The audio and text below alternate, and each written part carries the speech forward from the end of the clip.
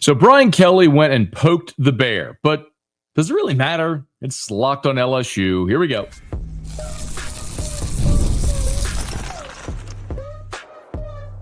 You are Locked on LSU, your daily podcast on the LSU Tigers. Part of the Locked On Podcast Network, your team every day. Okay, let's get it. It is Locked on LSU, your team every day. I'm your host, Matt Moscona. Thanks so much for making us your first listen. We are free, available wherever you get podcasts, of course, on YouTube as well.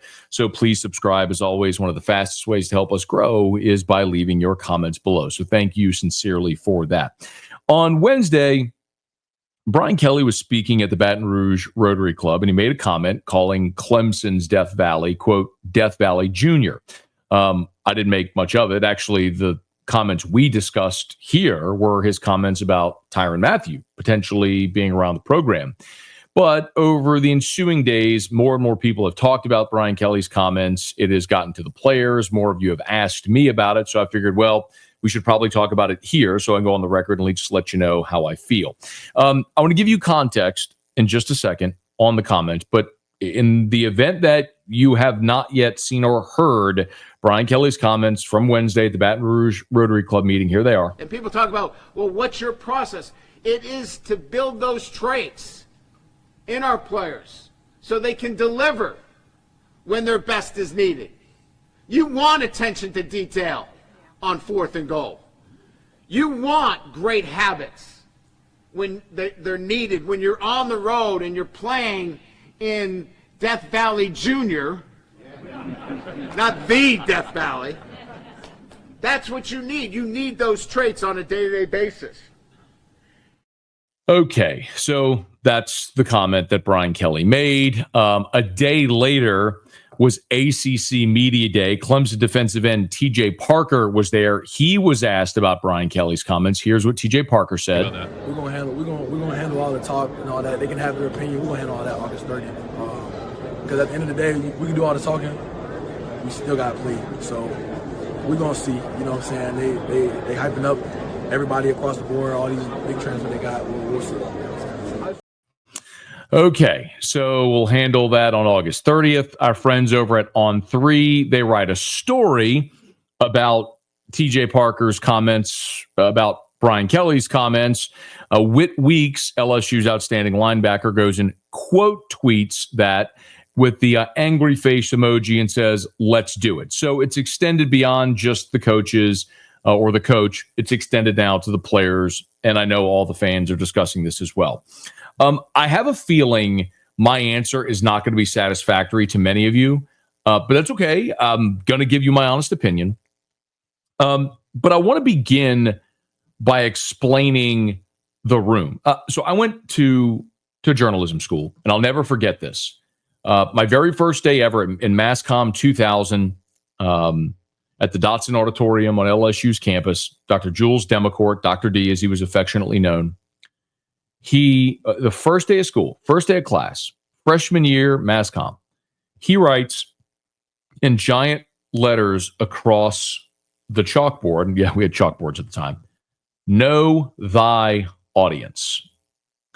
And he says, this is the number one rule of communication. Not just mass communication, any communication. You got to know your audience.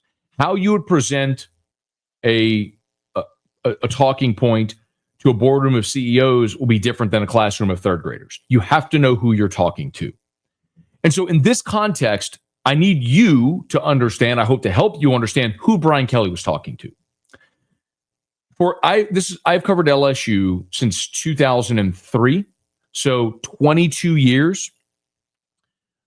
Every year, for as long as I've covered LSU, the Wednesday before LSU starts fall camp, the LSU football head coach goes and makes an appearance at the Rotary Club. Nick Saban did it. Les Miles did it. Ed Ogeron did it. Now Brian Kelly's doing it. It's symbolically the final public appearance for the head coach before fall camp starts. It's important for this reason. This is a room of Baton Rouge businessmen and women, philanthropists, people around the community who are part of the Rotary Club. And usually, look, I've spoken to that Baton Rouge Rotary Club meeting before. Sometimes it's media members. Sometimes it's politicians, sometimes it's business people, sometimes it's educators. It could be anybody that maybe is interesting and has a story to tell.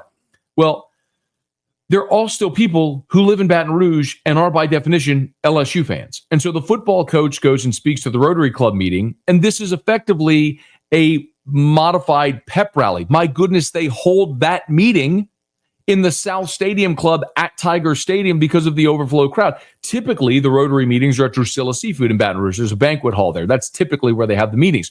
When the head coach speaks, when it's that last Wednesday in July, and it's the LSU football head coach, they move it to South Stadium Club in Tiger Stadium and have it in the gigantic South Stadium Club area. Now, some of that's proximity, obviously, for the coach. The other part of it is they need the overflow space. This is a glorified pep rally, is what this is. So Brian Kelly speaking to a group of LSU fans at an event in Tiger Stadium. This isn't a media event. Media are invited to come and cover the event, but this isn't a media event. This isn't a press conference.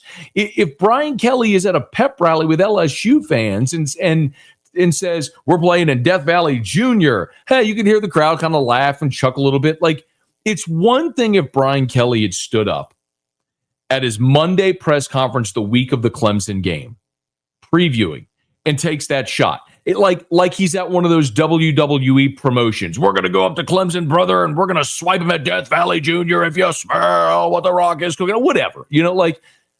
This was Brian Kelly playing to his crowd. Even earlier, he cracked a joke. It fell flat. He even said, that was a joke, guys. Like, Brian Kelly's humor often does fall flat. It's one of the things that's kind of endearing. He tells a lot of awful bad jokes. And listen, I'm not here to be Brian Kelly's trumpeter. I'm not here to tell you that that to be his apologist.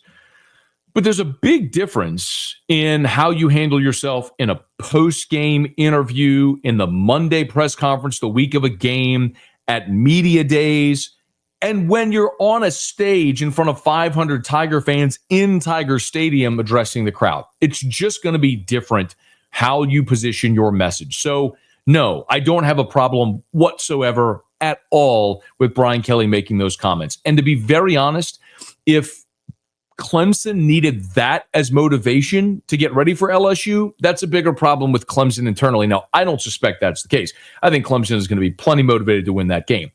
And by the way, if we just want to talk about it from a legitimacy standpoint, Brian Kelly's not wrong. I mean, look up any list ever about the greatest college football stadiums, and LSU leads every list. I mean, just last summer, ESPN did a top 25 college football stadiums list. They asked all of their college football writers to rank the best stadiums in college football, and Tiger Stadium at LSU came in first. Second was the Rose Bowl, followed by Michigan Stadium, then Notre Dame Stadium, Beaver Stadium in Happy Valley, Husky Stadium up there in Seattle, Ohio Stadium with the Buckeyes was 7, Camp Randall, Wisconsin was 8, Brian Dennehy Stadium in Tuscaloosa was 9, Neyland Stadium was 10, and then Clemson Memorial Stadium was 11. So, it's not, there's even objective and subjective truths out there that all sit here and suggest LSU's Tiger Stadium is the best venue. And we can have the argument about which was first. And what I often tell people is, look, Clemson might have been first. LSU's just done it better. It's like Mobile with Mardi Gras. Mobile, Alabama likes to tout that they were the first Mardi Gras. Okay, well, no one associates you with Mardi Gras. Everyone associates New Orleans with Mardi Gras. If you were first, doesn't matter. New Orleans has done it better. New Orleans is Mardi Gras. LSU is Death Valley. It's what it is. It's what everybody knows. In any event, all that to say, I don't think that if LSU loses that game on August the 30th, it's going to be because of those comments Brian Kelly made at the Rotary Club meeting. Listen, in his career, Brian Kelly faced Clemson 4 times when he was at Notre Dame. He was 1-3 in those 4. The first time in 2015, they played in Clemson, and Clemson won that game by 2. It was 24-22. In 2018, they played in the Cotton Bowl, and that was a great Clemson team with Trevor Lawrence, who was a freshman. They won the national championship. They beat Notre Dame 30-3. In 2020, the COVID year, they played in South Bend, and Notre Dame won that high-scoring game 47-40. And then they played a second time in that COVID season in the ACC championship game. Remember, Notre Dame was eligible for the ACC championship game in the COVID year. And after Notre Dame beat Clemson in South Bend, Clemson beat Notre Dame 34-10 in the ACC championship game. So Brian Kelly is just 1-3 against Clemson, and he lost his only game prior at Clemson. That was back in 2015, and they lost that by 2, 24-22. Now, the other part, which is true, is this is Brian Kelly's best team. He's going in there with a loaded gun this season. He's got a veteran quarterback in Garrett Nussmeier. You got veteran players returning on the defensive side of the ball, like Whit Weeks, Harold Perkins coming back off of injury. Aaron Anderson was your leading returning receiver a year ago. He's back. Caden Durham was your leading returning rusher. He's back. And yes, you went into the transfer portal and signed the number one transfer portal class in the country, which are a whole bunch of hired mercenaries to try to help LSU win a national championship this year. The same thing Ole Miss and Ohio State did a year ago. They see the opportunity and they're going all in. LSU sees the opportunity this year with Nussmeier back and they went all in the transfer portal. Now, I don't know that means they're going to go to Clemson and win. As a matter of fact, if you've listened to this show all throughout SEC Media Days, I've said it repeatedly. If I had to pick today, I'd pick Clemson to win that game. For a lot of the same reasons that if the game was in Baton Rouge, I'd pick LSU. Like, they have a fifth-year senior quarterback. They have a great head coach who's won 2 national championships. They're going to have home field advantage. They're coming off a playoff appearance in an ACC championship. Like, a lot of those things fall in Clemson's favor, and they probably should win that game at home, by the way. Now, I wouldn't be surprised if LSU went there and won it, but it's a game that Clemson should be favored in at home and probably should win with a home crowd behind them. But if LSU loses that game, I don't think we're going to be sitting in the post-game press conference going, man, but for Brian Kelly making that comment at the Rotary Club, LSU probably wins the game. I think for LSU, this is more about making sure they're focused on all the things Brian Kelly's talked about this offseason. Going 1-0, focusing on Clemson, doing something different than you've done the last 3 years under Brian Kelly, which has led to an 0-3 start. Now, I also believe every one of those games comes with context. You go back to the COVID year, that wasn't Brian Kelly. That was Ed Ogeron and Bo Pelini, continuing to play the same coverage defense against Mike Leach's team while KJ Costello threw for 600 yards. A year later, you go out to the Rose Bowl. You have Durante Jones as your defensive coordinator, and they just refuse to defend the counter, and Zach Charbonnet just countered you to death the whole game. Then Brian Kelly's teams, the next 2 years against Florida State, clearly that was not a great LSU team his first year, and the Florida State team they faced in Orlando went undefeated. That was a really good Florida State team. And then obviously last year, I would say is the one that's inexcusable. Last year, the Southern Cal game is the one where you led in the fourth quarter and you gave that one away. You had opportunities in the red zone and you didn't come through. That's where you took a late lead and then your defense gave it up. Like, that's the one where I have the big problem is what happened last year in Las Vegas against Southern Cal. Now, can you prevent that from happening again this year when you go to Clemson? But if Clemson manages, listen, I remember, and you'll remember this if you're an LSU fan, 2007, LSU played Arkansas in Tiger Stadium. It was the triple overtime game. Darren McFadden, Felix Jones, Peyton Hillis, that Arkansas team. And they beat LSU, was number one in the country that night in triple overtime. And in the post game, Darren McFadden's doing an interview on the field. He's got a little mini wooden bat, and he's yelling, "Bring the wood!" And he tells the ESPN analyst or the reporter on the field, "It's Arkansas, baby. It's how you say it. It ain't Arkansas." Taking a shot at what Les Miles had said in the Monday press conference when he referred to Arkansas as Arkansas. Now, maybe that provided a little extra fuel for Arkansas, but that was an Arkansas team that was not ranked. They were coming to Baton Rouge, playing the number one team in the country. If they needed that fuel, that fire, maybe that helped a little. Whatever. I just don't know that Brian Kelly referring to Death Valley Jr. in front of a very partisan pep rally-like crowd in Baton Rouge at an event in Tiger Stadium is something we should be spending our time talking about. What we should be spending our time talking about is how does LSU, with 4 new starters on the offensive line, try to defend against arguably the best defensive line in the country? How does LSU, with a remade secondary, try to defend against a Clemson offense with a fifth-year senior in Cade Klubnik and some really good weapons on the outside? Those are the types of things that are going to determine the outcome of the game on August the 30th, not Brian Kelly making a silly remark in front of a partisan crowd at a pep rally in Tiger Stadium. So that may not be the answer you want to hear, but it's my answer. I'll be watching fall camp at practice when they give us access, not thinking about the Death Valley Jr. comment.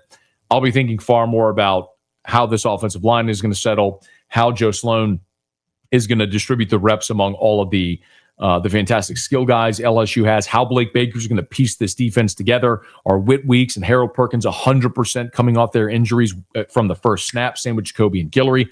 Those are going to be far more consequential than Brian Kelly's Death Valley Jr. comment. But that's just my thought. You can always let me know yours in the comments below. Hey, remember, today's show is brought to you by Monarch Money. Love telling you about Monarch Money here on Locked on LSU. They've been such a great partner of all of ours here. If you ever wish managing your money felt easier with Monarch Money, it can. Whether you're growing your savings or planning a big purchase, Monarch puts you in the driver's seat. It's like having your own personal CFO, giving you full visibility and control over your finances. Monarch Money is more than just a budgeting app. It's a complete financial command center. You can track all your accounts, investments, and spending in one place. So in addition to managing your money, you're also building wealth. Maybe you're looking at your spending, you're surprised how fast it adds up, like when you go on a vacation and you keep buying meals out. It can be overwhelming. Take control of your finances with Monarch Money. Use the code LOCKEDONCollege at monarchmoney.com for 50% off your first year. That's monarchmoney.com, code LOCKEDONCollege for half off your first year. Today's episode is also brought to you by Gametime. Tell you what, I'm really looking forward to Monday. I will be in Houston at the Astros Nationals. Unfortunately, Dylan Cruz making a rehab assignment, so he won't be playing in that game. It's a bummer, but we've been there before. And if you've been there logging on early, waiting forever for concert tickets to go on sale or a game just to lose your spot before the game or the show that you've been dying to see, Gametime can help. Listen, live music should be about making memories, not dealing with the stress of ticket shopping. That's where Gametime comes in. Gametime makes getting concert tickets faster and easier than ever. Prices actually drop as it gets closer to showtime, and you can save up to 60% off with their killer last-minute deals. If you're tired of endless scrolling, trying to find the best deal, Gametime's zone deals pick the best seats in your section for you. So take the guesswork out of buying concert tickets and show tickets with Gametime. Download the Gametime app, create an account, and use the code LOCKEDONCollege for $20 off your first purchase. Terms apply. Again, create an account, redeem with the code LOCKEDONCOLLEGE for $20 off. Download the Gametime app today. Last minute tickets, lowest prices guaranteed.